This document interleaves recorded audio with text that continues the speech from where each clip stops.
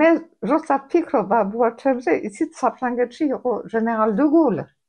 ჩემთვის ბაბუაჩემი იყო ჟენერალ დე გოლი საქართველოს. ნოე ჟორდანია პრეზიდენტი.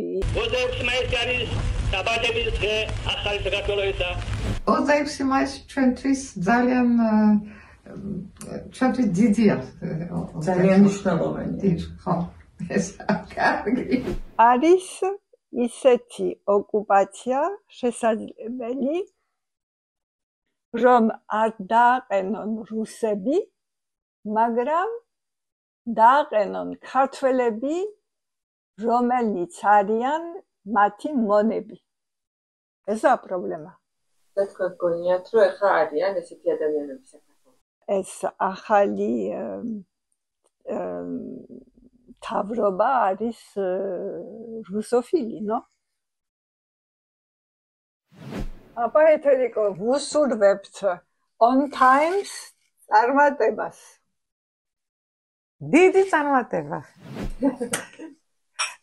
Santé, santé.